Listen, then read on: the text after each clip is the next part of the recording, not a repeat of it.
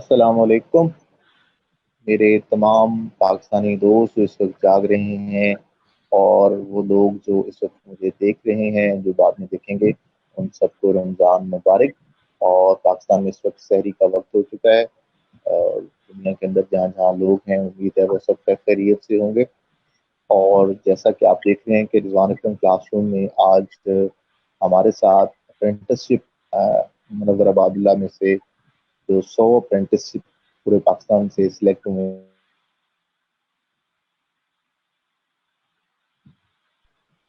जुरेज मुगल साहब का एक तारुफ ये है कि ज़्यादातर अप्रेंटिसशिप जो पाकिस्तान में है, लेकिन दुनिया के दूसरे मुल्कों में भी अवेलेबल हैं। जुरेज साहब जो हैं वो यूएसए से हैं, तो बाकी ये तारुफ अपना खुद करवाएंगे। तो जुरेज साहब प्लीज इंट्रोड्यूस योरसेल्फ। अस्सलाम वालेकुम। रिजवान भाई, सबसे पहले बहुत बहुत शुक्रिया। It's really my pleasure to be in your classroom as a learner. Viewers, this is me, Zorez Mughal. I'm from New York, and it's my also pleasure for being a part जुरेज साहब, मेरी of. आवाज आ रही है आप? Gee, can you hear me now?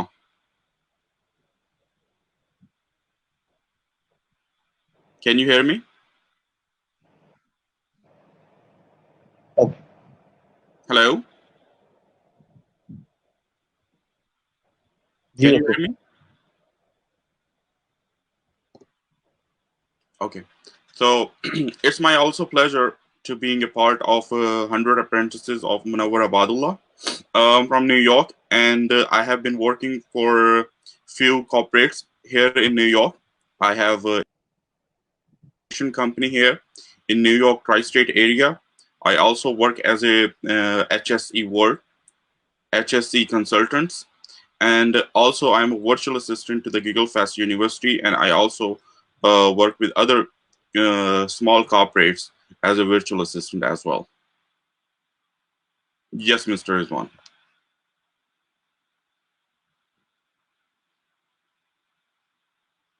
जी रिजवान भाई।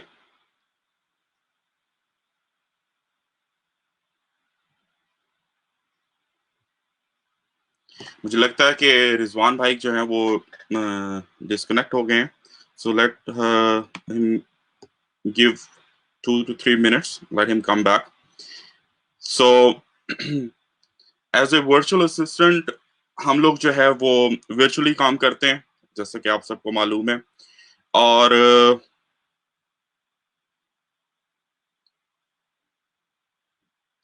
मुनव्वर अबादुल्ला भाई जो हैं वो बहुत ही हमारे स्पेशल मेंटोर हैं, हमारे स्पेशल जो हैं वो एक सेलिब्रिटी हैं पूरे पाकिस्तान में। Not only in Pakistan, he is also a well known person in all over the countries. Ji Rizwan भाई, मैं मुनव्वर अच्छा। अबादुल्ला भाई की बात कर रहा था जी। कि उन्होंने जो है वो इनिशिएटिव लिया 100 अप्रेंटिसेस का। और हम लोग बहुत खुश नसीब हैं कि हम लोग एक ऐसे मेंटोर से पढ़ रहे हैं जिन्होंने वर्ल्ड वाइड उनका एक्सपोजर है। उन्होंने he started from the zero and now he is a million dollar person. And ji Akram भाई। अच्छा, सुरेश भाई, मुझे आप ना थोड़ा सा बैकग्राउंड बताइएगा। लाइक मैं तो अपनी आपकी प्रोफाइल देख चुका हूँ। Like you have started from technical education, then you start teaching, then you start doing some sort of business, and then about USA. तो ये प्लीज क्या स्टोरी है student who is a technical education student? Because मैं भी यहाँ टेप्पा में हूँ, तो मुझे बड़ा क्यूरियस हूँ कि how our alumni is performing in our the world. तो प्लीज मुझे बताइएगा कि आप कैसे क्या किया और फिर कैसे वहां पे गए और कैसे बिजनेस स्टार्ट मैं सर शुरू से तकरीबन I was in elementary school. मेरा ये जो इंटरेस्ट है वो था कि मैंने जो है ना कुछ कॉन्फिडेंटली कुछ करना है। तो since 2006 I have been working. I was in a project of English Assess Micro Scholarship Program. That was a project by US Consulate Lahore and implemented by the Better World Foundation in Multan. So at that particular time I was working uh, as a student over there, as a learner. So in 2008, the very first time we went to US consulate Lahore. It was a great exposure for meeting people with the all English peoples, and communicating with them was really amazing thing. So मैंने उसके बाद जो है वो 2009 में matric किया है. Matric के बाद मैंने जो है वो मेरा जो है वो पेट्रोलियम में हमारे फैमिली का बैकग्राउंड है. हम लोग पिछले 20 साल से हम जो है वो हेल्थ सेफ्टी इन्वायरमेंट में काम कर रहे हैं. तो मैंने जो है वो पेट्रोलियम का जो है वो डिप्लोमा किया पीबीटी से, लाहौर से, पेट्रोलियम टेक्नोलॉजी का. उसके बाद मैंने जो है एक नेफ्टिक का जो है वो कोर्स किया था मैनेजमेंट का, बिजनेस मैनेजमेंट का. आपको याद होगा 2012 में जो है वो प्रोजेक्ट स्टार्ट हुए थे नेफ्टिक के पूरे ऑल ओवर द पाकिस्तान. तो उसमें मैंने जो है वो एक कोर्स किया था, और उसी में ही मैंने जो है वो अपने जिस इंस्टीट्यूट से जो कोर्स किया था वहीं पे मैंने इंटर्नशिप की थी, और हमने पीएसबीई की जो है ना वो एक प्रोजेक्ट पे काम किया था, पंजाब स्किल डेवलपमेंट अथॉरिटी के प्रोजेक्ट पे काम किया था. और हमने एक कंडक्ट भी किया था लोधरा, भावलपुर और मुल्तान में जो है वो की थी. तो मेरा एक इंटरेस्ट रहा है शुरू से. उसके बाद मैंने बीबीए ऑनर्स जो है वो स्टार्ट किया था यूनिवर्सिटी ऑफ एजुकेशन लाहौर से. तो उसके दरमियान ही मेरा जो है वो एक लकीली मेरा जो है वो इमिग्रेशन का प्रोसीजर स्टार्ट हो गया, और मैं जो है वो यूएस मूव हो गया. तो यूएस में मेरा एक इंटरेस्ट ऑलरेडी था, डेवलप था. मुझे एक इनकी माइंडसेट और एक साइकी के लिहाज से थोड़ा सा एक आइडिया था पे हाउ वी वर्क. तो मुझे कम्युनिकेशन बैरियर भी ऐसे इतना नहीं था. तो आई स्टार्टेड फ्रॉम जीरो. सो यहाँ पे मैंने जो है ना वो मुख्तलिफ जगहों पे जॉब्स की, और मुख्तलिफ एक जो है वो, लेकिन एक चीज मेरे माइंड में शुरू से थी कि मैंने जब इंटरव्यू पे गया था तो उन्होंने मुझसे पूछा था कि आप वहां पे क्या करोगे, ठीक है, मेनली आप क्या करोगे. तो मैंने उनको शुरू से यही कहा था कि I will be a sole proprietor, I will be a self employ. तो उसके बाद मेरा जो मेन इनिशिएटिव था वो यही था कि मैंने कुछ अपना करना है, जो भी करना है छोटे से लेवल पे करना है, और तो अपना ही करना है. तो उसी से मैंने जो है ना वो स्टार्ट किया था. मैंने यहाँ पे जो है वो ट्रांसपोर्ट का बिजनेस न्यूयॉर्क में बहुत ज्यादा है, बहुत अच्छा रहा है एक जमाने में, आजकल नहीं है, लेकिन हमने स्टार्ट किया. और मैंने एक जर्मन कंपनी के साथ जो है उनकी एक फ्रेंचाइज जो है ना वो की एक्वायर की, और उनके साथ मैंने अपनी लिमोजिन कंपनीज, लिमोजिन गाड़ियां जो होती हैं ब्लैक बड़ी वाली, वो मैंने जो है एक पार्टनर के साथ परचेज की. हमने 2 गाड़ियों से स्टार्ट किया, और हमने न्यूयॉर्क के ट्राई स्टेट एरिया में काम किया. हमारा प्लान ये था कि हम लोग एक छोटी सी जो है वो यहाँ पे कार सर्विस कंपनी बना लेंगे, और हम इस तरीके से उसके लिए हमने लाइसेंसेस वगैरह अप्लाई किए. हम लोगों ने इधर यहाँ पे बेस के लिए काम किया हुआ है. और आजकल हम थोड़ा सा इसको, मैं एक्चुअली आई वाज प्लानिंग कि मैं जो है वो उबर और क्रीम टाइप जो है कोलोन परचेज करके उसको रन करूं, लेकिन अनफॉर्चुनेटली आपको पता है आजकल जो सिचुएशन चल रही है उसमें थोड़ा टफ हो गया. तो इसी दौरान हम लोग पिछले 3 साल से हम लोग जो है वो एचएससी पे ट्रेनिंग्स वगैरह कंडक्ट कर रहे हैं. और यहाँ पे जो गैस स्टेशंस हैं, यहाँ पे जो स्मॉल बिजनेसेस हैं, हम उनके एम्प्लॉयज को ट्रेनिंग देते हैं वर्चुअली कि वो अपने सेफ्टी वाइज किस तरह से काम कर सकते हैं. हमारा पाकिस्तान में भी एक सेटअप है, और उसको हम कर रहे हैं. और उसके अलावा अब जैसे कि ये आजकल का टाइम है, इसमें मैं एज ए वर्चुअल असिस्टेंट काम कर रहा हूँ. मोस्टली आपके व्यूअर्स ने भी देखा होगा कि मैं रेहान अल्लाह वाला और मुनव्वर भाई के जो है वो इन अप्रेंटिसेस में और एज ए सपोर्टर जो है वो काम कर रहा हूँ. गीगल फेस्ट यूनिवर्सिटी पे हम लोग एक अपनी टीम के साथ काम कर रहे हैं उनकी मार्केटिंग के लिए, और उनके लोगो और उनकी यूट्यूब चैनल के ऊपर काम कर रहे हैं.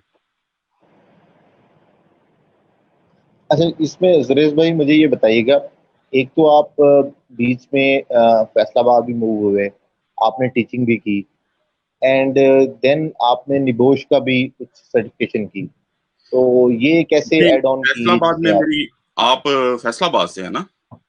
जी जी. हाँ जी, फैसलाबाद में मेरी एक ट्रेनिंग थी डिजास्टर मैनेजमेंट की। ये आप डी पार्क जो है ना, वहाँ पे डिजास्टर डी ग्राउंड। मैनेजमेंट की ये थी। और वहीं पे मेरे एक सर जो हैं वो SNGPL में थे। तो उस वजह से जो है वो मेरा थोड़ा इंटरेक्शन रहा है SNGPL में, क्योंकि मैंने जो है वो पेट्रोलियम में की हुई, ऑयल एंड गैस में। और निबोश जो है वो बेसिकली हमारा सेफ्टी से रिलेटेड कोर्सेज हैं, जो कि हम आगे जो है उन्हीं की बेस के ऊपर करते हैं। हमारे न्यूयॉर्क में भी NYPD NYFD के न्यूयॉर्क फायर डिपार्टमेंट के भी कोर्सेज हैं हमारे। तो हम उसी की, वो हमारी एक सेफ्टी बेस के ऊपर जो है ना वो कोर्सेज हैं। तो सुरेश भाई, how you started your career and what was the thinking about in your mind at that time कि मैंने स्टेट्स में जाना है या मैंने फॉरेन जाना है और मैंने वहां जाके बिजनेस करना है, या शुरू से सोचा था कि बिजनेस करना है तो दुनिया के किसी कॉर्नर में भी हो सकता बिल्कुल सर, ऐसे ही था कि मैंने जो है वो प्लान ये था कि जब मैं जॉब पे था तो हम लोग यहाँ पे जो सिस्टम है वो ये है कि हम लोग पर आवर्स काम करते हैं। तो पर आवर्स काम करने का ये होता है कि सबसे बड़ा फायदा ये होता है कि जो शख्स जितना ज्यादा काम करता है वो उतना ज्यादा अर्न करता है, ठीक है। लेकिन है? ठीक है। एम्प्लॉयमेंट का एक जो एम्प्लॉयमेंट का जो है वो सबसे बड़ा जो एक लाइक वो कहते हैं कि इशू होता है, वो ये होता है कि आप एक अपने एम्प्लॉयर के लिए जब तक आप 300% जो है ना वो आप अर्न नहीं करेंगे, तब तक आप वहां पे जो है वो 100% जो है वो नहीं ले सकते, ठीक है। तो सही। और इसमें जो है वो एम्प्लॉयमेंट जो है वो सबसे ज्यादा बेस्ट होती है कि आप उसकी स्टार्टिंग में उसकी ट्रेनिंग लें। आपको अपना एक आपको एक like employ as a employ जो है वो आपको एक अपने लेवल का पता लगता है कि आप किस लेवल पे काम कर सकते हैं और कितना कर सकते हैं। तो साथ ही मेरा ये था कि मैं जो है वो स्मॉल निचेस पे काम करता रहता था, और एक बैकअप के ऊपर मैं काम करता रहता था। मैं इवन पाकिस्तान में भी था, तो मैं जो है वो मोबाइल के और कार्ड्स वगैरह का बिजनेस मैंने स्टार्ट किया कैंट में, कैंट एरिया में। तो प्लान ये था कि एक इंसान जो है वो, उस वक्त भी मैं कहता था अपने फ्रेंड्स को कि हम जो है ना वो, अगर एक पगडंडी पे जा रहे हो ना, आपको पगडंडी है ना वो जो लाइक रास्ता होता है जी जी, खेतों के दरमियान में दरमियान में, कच्चा रास्ता दो। जी कच्चा रास्ता होता है, तो आप अगर उसके ऊपर स्टेबल होकर चलते रहे ना, तो आप डेफिनेटली जो है वो एक पक्के रास्ते पे पहुंच जाते हैं, मींस हाईवे पे आप आ जाते हैं। तो मेरी एग्जैक्टली। शुरू से कोशिश यही रही है कि मैं जो है ना अपने जो भी चीज आपको स्टार्टअप की है, जो अपने टारगेट्स हैं और गोल्स हैं, उनको अपने माइंड में रख के और मैं चलता हूँ। और जैसे ही मुझे कोई हाईवे मिलती है तो मैं अपने आप को उसी के मुताबिक जो है वो एडजस्ट कर लेता हूँ।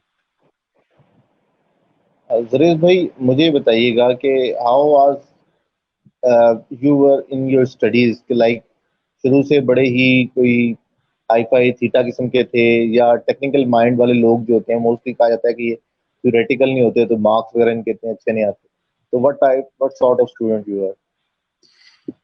बिल्कुल ऐसे ही है। मैं जो है वो इतना मैं लेवरेज एक लेवल स्टूडेंट था, एवरेज स्टूडेंट था। लेकिन मेरा ये था कि मैं अपना एक क्लास की, जैसे कहा जाता है कि एक फ्रंट डेस्क फ्रंट बेंचर था शुरू से ही। तो मैं अपना क्लास रिप्रेजेंटेटिव और ये मैं पूरी लाइफ ही रहा हूँ, ठीक है। लेकिन मैं जो है वो एवरेज स्टूडेंट था, इतना लाइक इतना अच्छा हाई फाई मैं नहीं था। जुरेश भाई, मुझे बताइएगा कि जो अमूमन हमारे यहाँ कॉन्सेप्ट ये है कि जो टेक्निकल फील्ड में लोग जाते हैं वो लोग वो होते हैं जो हमारे साइंसेज में नहीं चल सकते। तो आपने तो by choice technical field select की, तो आपके इस परसेप्शन के बारे में क्या कहना सर, मैं रिजवान भाई, जो एक चीज है ना मेन, वो मैं क्लियर करना चाहता हूँ कि हम लोगों का डिफरेंस जो है ना, वो एजुकेशन सिस्टम में सबसे बड़ा ये है कि हम लोग अपने स्टूडेंट्स को वो एजुकेशन नहीं देते जो कि हमारी डिमांडिंग एजुकेशन होती है।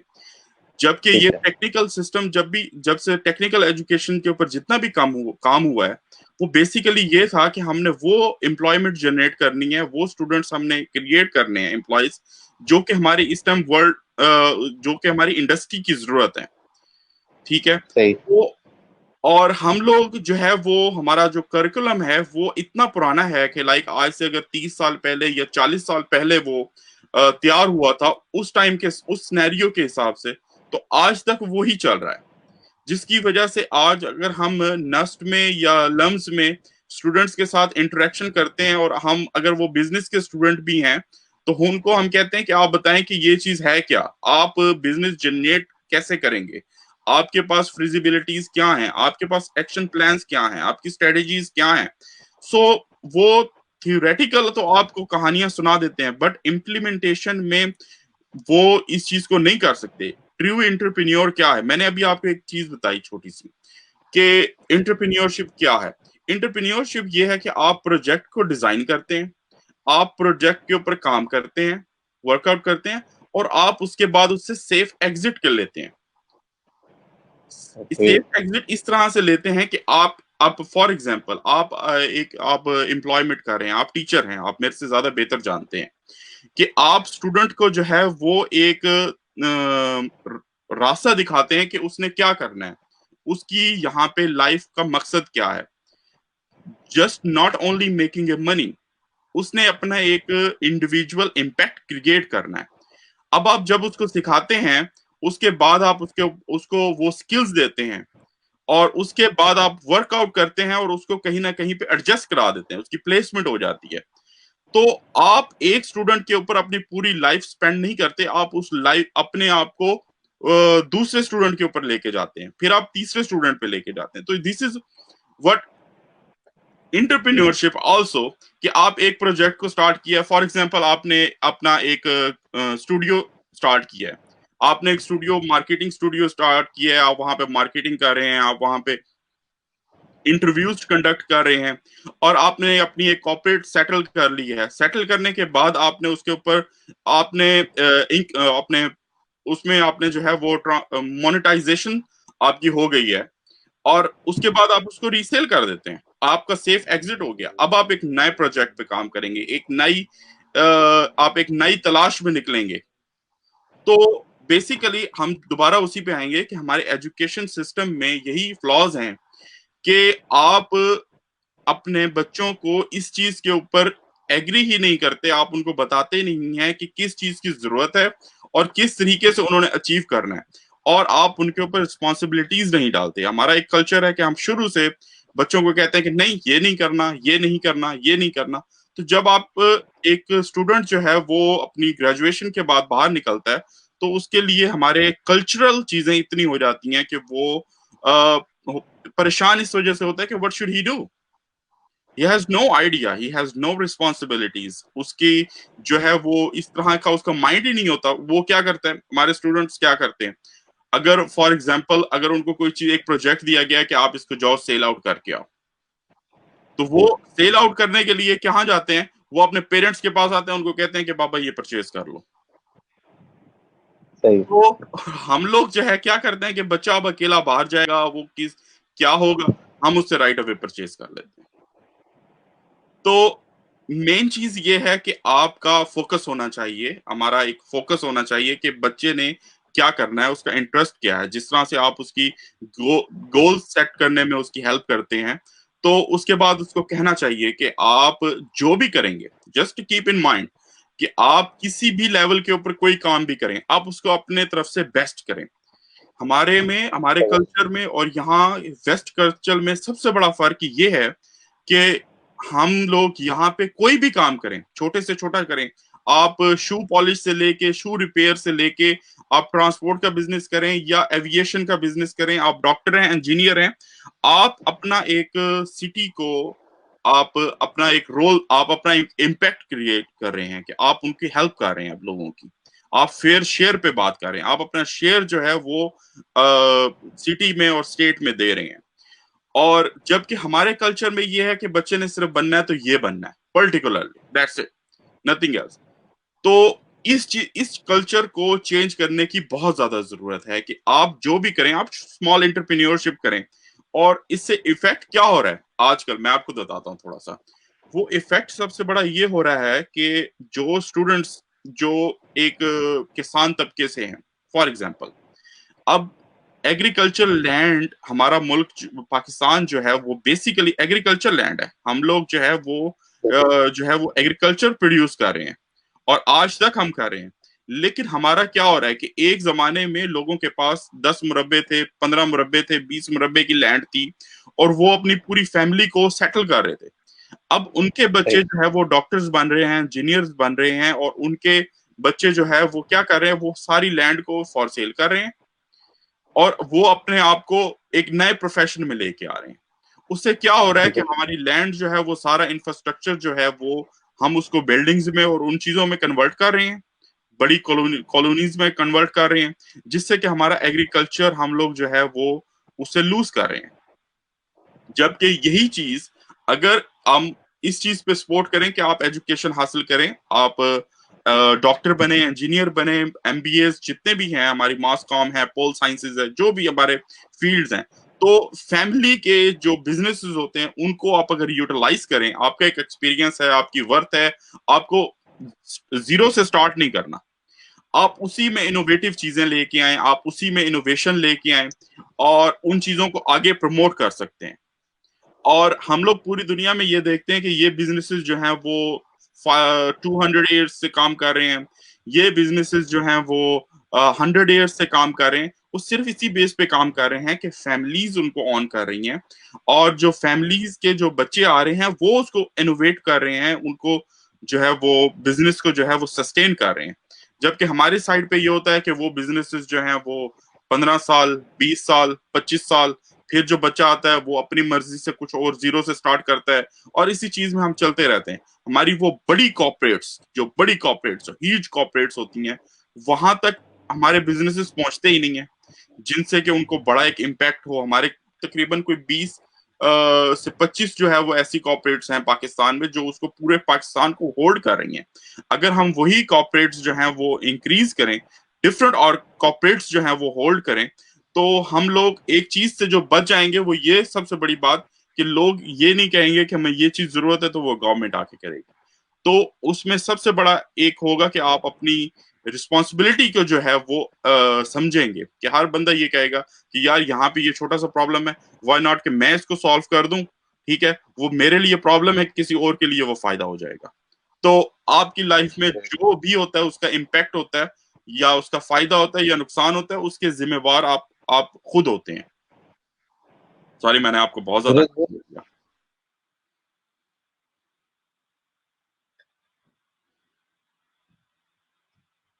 जगह कि एक और दूसरा जो टेक्निकल मैन की रिस्पेक्ट है, ये ब्लू कॉलर जॉब की जो रिस्पेक्ट है, ये कल्चर जब वेस्ट में प्रमोट हो गया है, तो पाकिस्तान में कौन सी चीज है जिसकी वजह से इसको लिफ्ट नहीं कराएगी? एंटरप्रेन्योरशिप की हमारे यहाँ कोई मतलब इतनी कोई वैल्यू नहीं है, कोई पढ़ाया नहीं जा रहा, जॉबियन हमेशा पैदा किए जा रहे हैं और ब्लू कॉलर जॉब की भी कोई रिस्पेक्ट नहीं है। लाइक जो बंदा टेक्निकल हैंड है उसको हम सबसे पहले टैग लगाते हैं कि ये तो कमी है। मैंने यही बात सबसे पहले की है कि हमारे कल्चरल डिफरेंसेस जो हैं वो यही हैं। फेयर शेयर हर इंसान का हक है, वो अपना जो उसका बेस्ट होता है वो आपको प्रोवाइड करता है। और आप जनरेटर से लेके आप कंपनी के सीईओ तब बनते हैं जब आप स्टार्ट लेते हैं। हर इंसान जो है वो सोने का चम्मच लेके पैदा नहीं होता। वो सही। एज ए जनरेटर भी काम कर रहा है किसी कंपनी में, अगर वो स्वीपर भी काम कर रहा है और उसके पास अगर एजुकेशन है, तो वो बहुत सारी बड़ी कंपनीज ऐसी हैं जो वहाँ जनरेटर से वो वहाँ की कंपनीज के सीईओज हैं। बहुत बड़ी बड़ी 100 लोगों की, 500 लोगों की जो है वो कंपनीज रन कर रहे हैं, वो सर्विसेज प्रोवाइड कर रहे हैं।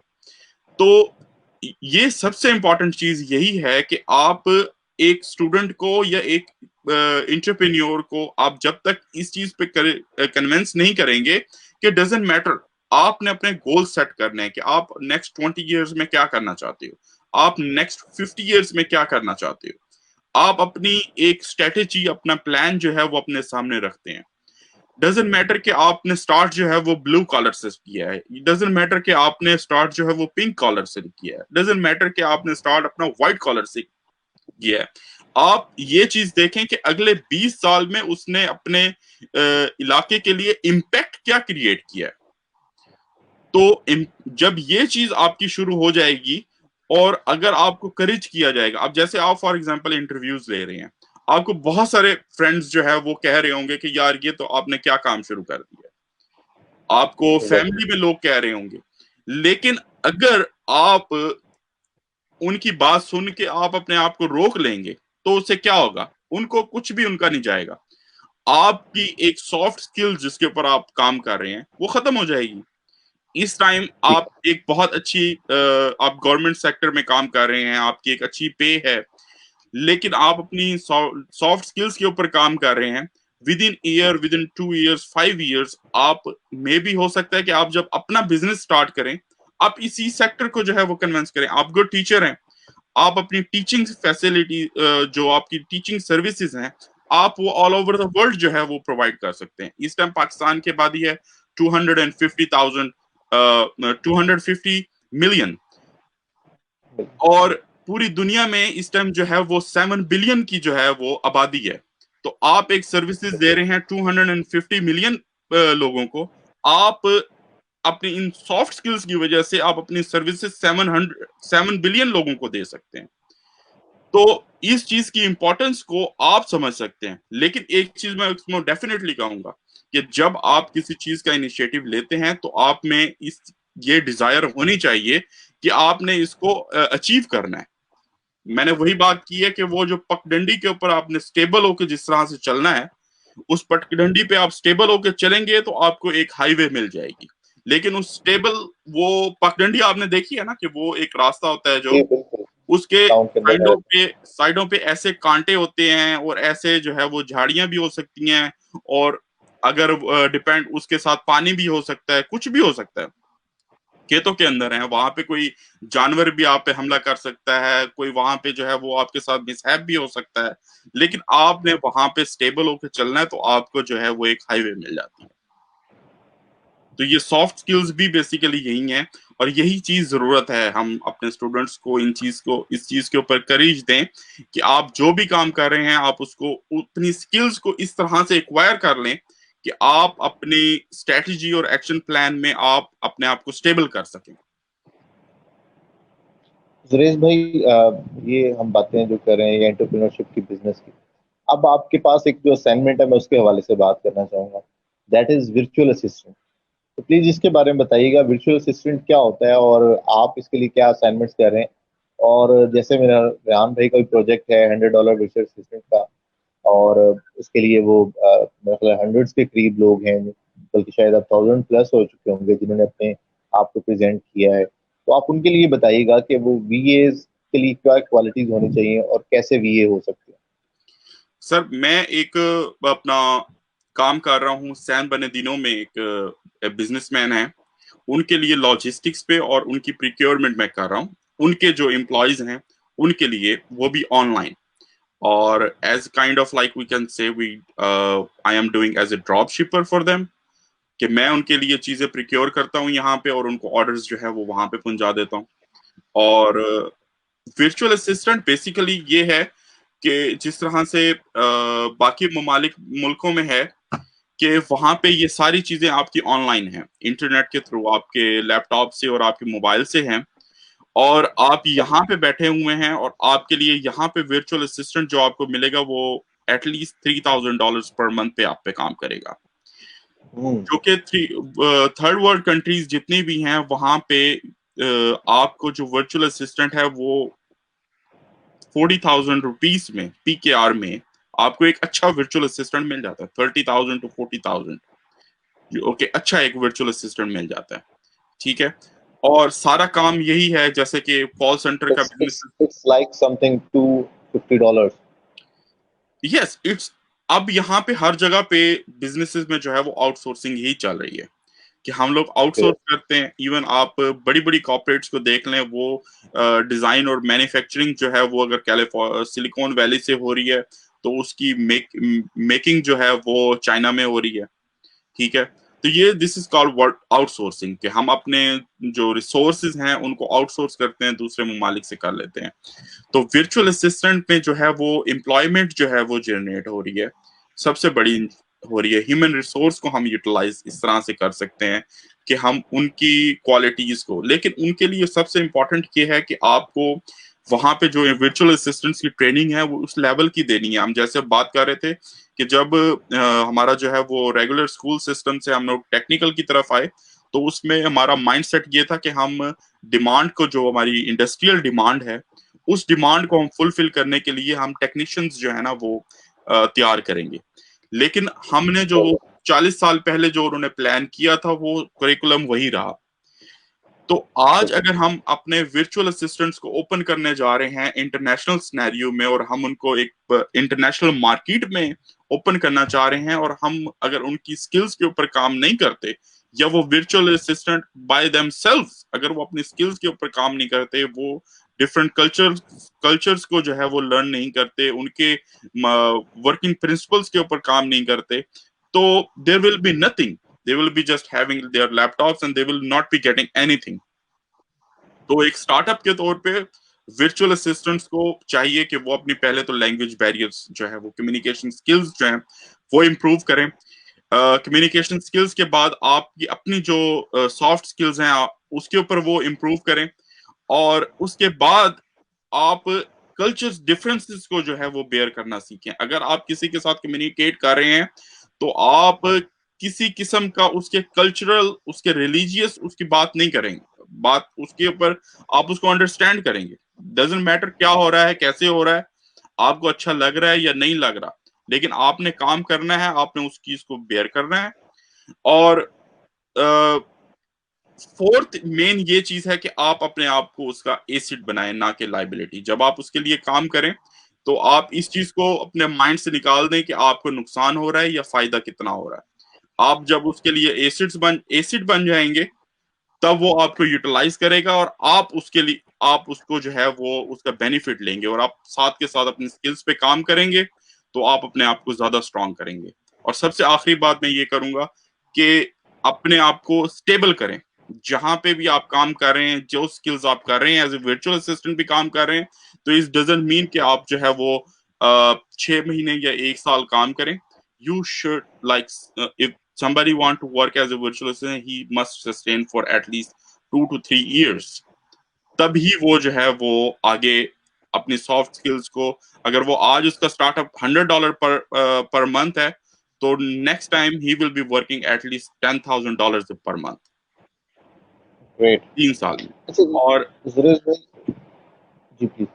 जी उसमें ये बताइएगा, आपने तो बता दिया ड्रॉप शिपिंग, प्रोक्यूरमेंट, लेकिन हमारे यहाँ तो जितने भी वीएज हैं, लाइक इवन के चले कम्युनिकेशन स्किल्स हो सकते हैं उनकी कुछ बेहतर हो जाए, कल्चरल बैरियर जो है उसके बारे में कुछ रिसर्च कर लें, कुछ पढ़ लें, लेकिन जो आप स्किल्स बता रहे हैं लाइक ड्रॉप शिपिंग है, प्रोक्यूरमेंट है, या इस तरह की स्किल्स है, तो यहाँ पे जो जितने वीएज हैं वो या डिजिटल मार्केटिंग कर सकते हैं या वर्डप्रेस का काम कर सकते हैं। इससे ज्यादा स्किल्स मेरा नहीं ख्याल के अवेलेबल हैं इस वक्त मार्केट में। तो आप कैसे सजेस्ट करते हैं कि इन वीएस को क्या करना चाहिए? सर, इन वीएस को बेसिकली जो रेहान भाई का भी इनिशिएटिव है, वो सबसे बड़ा ये है जो मैं समझाऊं, वो ये है कि उनकी एम्प्लॉयमेंट जो है वो विद इन द कंट्री होनी चाहिए। ओके। जब वो with in the country start करेंगे, उनको वहां के कल्चर का पता है, उनकी कम्युनिकेशन स्किल्स का प्रॉब्लम नहीं है, उनमें कम्युनिकेशन बैरियर्स नहीं है, और जब वो अपनी सॉफ्ट स्किल्स को स्ट्रांग कर लेंगे, उसके बाद जब वो जाके फाइवर पे या अपवर्ड पे काम करेंगे, तो उनके लिए ये चीजें इजी होंगी। और हम लोग सब ये नहीं कह सकते कि मोस्टली हमारे जो वीएज हैं वो अपना ये चीजें नहीं जानते। हमारे वीएज जो हैं वो बहुत कुछ जानते हैं, लेकिन हमारा सबसे बड़ा एक प्रॉब्लम जो है वो ये है कि हमारी कमिटमेंट जो है वो नहीं है। हम यहाँ पे भी देखते हैं, हम लोग एक पाकिस्तानियों का इम्पैक्ट जो है वो ये है कि हम लोग जो कमिट करते हैं उसको हम फुलफिल नहीं कर सकते। हम मेन के ऑन टाइम जो है वो चीजों को डिलीवर नहीं करते। ठीक है, तो हमारे ये कल्चरल डिफरेंसेस जो हैं वो इन चीजों को थोड़ा चेंज डेफिनेटली होना होगा, कि आप जिस चीज पे कमिटमेंट करें आप उसको फुलफिल करें। आप जब आप अपने एरिया में काम करते हैं तो आप रिप्रेजेंटेटिव होते हैं अपने एरिया के, आप अपनी फैमिली के रिप्रेजेंटेटिव होते हैं। लेकिन जब आप आउट ऑफ द कंट्री काम जाके करते हैं, एक नए कल्चर में काम करते हैं, तो वहां पे आपकी रिस्पॉन्सिबिलिटी होती है कि आप अपने कल्चर को भी रिप्रेजेंट कर रहे हैं, आप अपने कंट्री को भी रिप्रेजेंट कर रहे हैं। यही चीज अगर आप माइंड में रखेंगे और आप काम करेंगे और चीजों को फुलफिल करेंगे, तो आप जो है वो फेयर शेयर जो दे रहे हैं वो इम्पैक्ट का फेयर शेयर दे रहे हैं, तो जो कि बहुत जरूरी है। अच्छा सुरेश भाई, इसमें अब आखिर पे मैं आपसे चाहूंगा कि जाहिर है we are the team and we are 100% from मुबारकबादुल्ला भाई। तो आप अभी नगर भाई ने पिछले दिनों एक आध दिन पहले लीडर्स के हवाले से बात की है कि वो डिस्ट्रिक्ट वाइज या रीजन वाइज लीडरशिप के लिए वो चाह रहे हैं कि कंटेस्ट करवाना। तो आप क्या पैगाम देना चाहेंगे? ये 100% जाहिर है ये डिफरेंट फील्ड से हैं, इवन कि इसमें मेरे जैसे जॉबियंस भी हैं, इसमें डिजिटल मार्केटर भी हैं, इसमें बिजनेस ओरिएंटेड भी हैं, इसमें ऑनलाइन ई कॉमर्स के लोग भी हैं। तो आप इन सब लोगों के लिए क्या पैगाम देना चाहेंगे ये 100 अप्रेंटिसशिप के लिए कैसे पर? सबसे पहले तो ये बहुत बड़ा इनिशिएटिव है मुनव्वर भाई का, क्योंकि मैंने जितनी दफा हम लोग न्यूयॉर्क में रहते हैं और literally we are just like 6 to 10 minutes away, अब ड्राइव में ओके। मेरे से दूर नहीं रहते।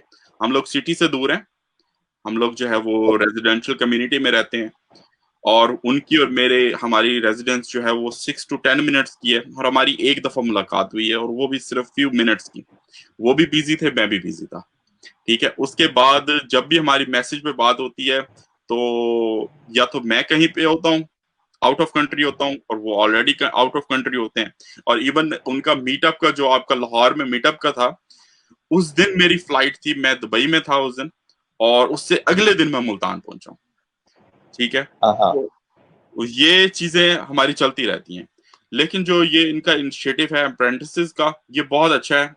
और हमारे नए लोग जो है वो आ रहे हैं, और जो इंटरव्यूज कंडक्ट कर रहे हैं जैसे आप कर रहे हैं, और एक स्किल सेट और एक गोल्स बताए जा रहे हैं कि बेसिकली उन्होंने किस तरीके से चलना है। और मैंने ये भी देखा है कि मुनव्वर भाई के पास काफी सारे प्लान्स हैं अप्रेंटिसेस के लिए। उन्होंने पूरे 2-3 साल का जो है वो 7 years का वो कहते हैं कि मैंने प्लान किया हुआ है। एग्जैक्टली। तो और आपने जो क्वेश्चन किया है वो ये कि रीजनल जो है लीडरशिप के लिए जो हो रहा है, तो वो मैंने कल भी एक कमेंट किया था कि बेटर ये है कि जो लोग लाहौर में या लाहौर की सराउंडिंग्स में रह रहे हैं, और अगर वो पार्टिसिपेट करते हैं ग्रुप एक्टिविटीज में, और जैसे आपने लोगों ने वॉलंटियर भी जो है वो लाहौर मीटअप पे किया था, तो उन लोगों को जो है वो एज ए नॉमिनेट किया जाए, और उनकी नॉमिनेशन को जो है वो उनकी जो उनको उनकी जो एफर्ट्स हैं उनको करेज किया जाए, और उनमें से जो है वो लाहौर के जो है ना वो लीडर्स तैयार किए जाएं। और इसी तरीके से उनका प्लान रीजनल लीडर्स को जो है वो करना है, और फिर हमारे हम जो है ना वो इंटरनेशनल लीडर्स भी होंगे, और उसके ऊपर फिर एक टीम बनेगी, जैसे कि एक हायरार्की बनती है कि प्रेसिडेंट होंगे, मीडियल सेक्रेटरी होंगे, डिफरेंट सेक्रेटरीज होंगे। तो आई थिंक कि उनका इसी तरह का कुछ प्लान है। तो उसमें मेन यही है कि आपको एक रिस्पॉन्सिबिलिटी मिल रही है, आप इसके ऊपर काम करें, आप अपने इन्हीं लीडरशिप स्किल्स के ऊपर ही काम करके आप लोग अपने आप को पॉलिश कर सकते हैं। और हम लोगों को चाहिए कि मैं प्लान कर रहा था कि हम लोग एक व्हाट्सएप ग्रुप भी बना लेते हैं अपनी क्लास, जैसे क्लास फेलोज का ग्रुप होता है, not on a business but we will discuss only business. तो जैसे अप्रेंटिसेस के हमारे रोल नंबर्स हैं और वो क्लास है, तो मेरा प्लान, मैं सोच रहा था कि हम लोग एक ग्रुप बना लेते हैं। लेकिन फिर मैंने ये सोचा कि उसको इस टाइम जो भी इनिशिएट लेगा वो लगेगा कि ये लोग ये जो है ना वो कोई लाइक क्लास पॉलिटिक्स और दिस काइंड ऑफ थिंग। तो उसके ऊपर बेहतर ये है कि जब हमारे ये सेक्रेटरीज और जो है वो लीडर्स आ जाएंगे, so they should take the initiative and they should tell like what they gonna do। तो मेरे ख्याल से फिर उसके बाद चीजें जो है वो क्लियर होंगी। सबसे बड़ा इस टाइम प्रॉब्लम ये चल रहा है कि मुनव्वर भाई भी बहुत बिजी हैं, और बाकी सब भी बिजी हैं। तो हम we are very thankful to Munawwar भाई because he is taking much his time from his life and he is giving it to us. So तरीका यही है कि हम लोगों ने जो है वो अपनी बेस्ट पार्टिसिपेशन देनी है अपने अप्रेंटिसेस को, जो है वो जो चीज आपको आती है, जैसे वहीद भाई हैं वो वर्ल्ड प्रेस पे बहुत ज्यादा काम करते हैं, डिजिटल मार्केट पे, तो उनके जो लाइव सेशंस होते हैं बहुत आउट क्लास होते हैं। आप जो है वो टीचिंग के ऊपर जितने भी मोटिवेशनल डिस्कशन करते हैं वो बहुत अच्छी होती है। बाकी भी जो है वो अप्रेंटिसेस बहुत लाइव आते हैं और अपनी चीजों को शेयर करते हैं। तो विद इन दी जो हमारे 100 फेलोज हैं, हम इनको एक दूसरे की अगर हम स्किल सिखा दें तो सबकी अंदर जो सॉफ्ट स्किल्स हैं वो उनकी तादाद बढ़ जाएगी। अगर मेरे पास इस टाइम एक स्किल है और मैं उनको सिखाऊंगा और बाकियों से सीखूंगा तो 100 स्किल्स मेरी हो जाएंगी। एग्जैक्टली। तो इन द बिगिनिंग हम मुनव्वर भाई का भी यही प्लान है कि क्योंकि वो भी चाहते, तो उनके 20,000 से ज्यादा फॉलोअर्स हैं, उनके मिलियंस में जो हैं वो फैंस हैं, तो अगर वो चाहते तो वो उसको एक प्राइवेट ग्रुप बना लेते, उसमें 1000 की तादाद में स्टूडेंट्स होते, अप्रेंटिसेस आ जाते, लेकिन उन्होंने इस चीज को एक टारगेटेड मार्केट किया है, 100 से स्टार्ट किया है। तो इट्स गुड कि उन 100 को जो है वो अगर 100 स्किल्स आ जाएं तो it will be a great job. जबरदस्त। मेरे तमाम जो देखने वाले हैं जो अभी तक मुझे देख रहे हैं, और जाहिर है जो पाकिस्तान में लोग रह रहे हैं उनका सहरी का वक्त भी होने वाला है, मैं उन सब लोगों का शुक्रगुजार हूँ। जो बाद में देखेंगे उनका भी शुक्रगुजार हूँ, और सबसे ज़्यादा मैं यहाँ पे शुक्रगुजार हूँ मुनव्वर अबादुल्ला भाई का और रेहान अल्लाह वाला का, because they are connecting the world. क्योंकि अगर वो बीच में ब्रिज का किरदार अदा ना कर रहे होते तो मैं यहाँ से बैठ के नारोवाल डिस्ट्रिक्ट के अंदर एलओसी के बॉर्डर के साथ बैठ के जुरेज भाई से कम्युनिकेशन ना कर रहा होता और इनको ना जान पा रहा होता और इनसे सीख ना रहा होता। तो जुरेज भाई जो बातें कर रहे थे उन्होंने वीए के हवाले से बड़ी ज़बरदस्त बात की है। वर्चुअल असिस्टेंट के लिए रेहान भाई के साथ जो लोग काम कर रहे हैं वो इनकी बातें सुने, और जो मुनव्वर भाई के साथ अंडर अप्रेंटिसशिप पे लोग काम कर रहे हैं वो ऑटोमेटिकली यकीनन इस पे ऑलरेडी काम कर रहे हैं, लेकिन अब इन्होंने जो बातें की हैं वो भी बड़ी ज़बरदस्त हैं। और मैं यकीन कर रहा हूँ कि मुनव्वर भाई बड़ा नोट करते हैं, क्योंकि कल मैं एक लाइव में था उनके साथ। मैं 2 मिनट के लिए सिर्फ उनसे टाइम लेके उस लाइव के साथ, इनको तकरीबन 1.5 घंटा वो लाइव सेशन चला, उन्होंने लाइव वो बात की। तो यकीनन वो उन्होंने मुझे बताया कि मैं वॉच कर रहा होता हूँ आप सब लोगों को। मैंने उनको पूछा कि मैं आपको डिस्टर्ब तो नहीं कर रहा हूँ, बहुत सारी जगहों पे आपको टैग कर देता हूँ ये इंटरव्यूज कर रहा हूँ, तो उन्होंने कहा कोई मसला नहीं है, मैं आपको वॉच कर रहा हूँ हर बंदे को 100 को। तो मैं उन सबको भी शुक्रगुजार हूँ, और थैंक यू सुरेश भाई, आपने कीमती वक्त दिया।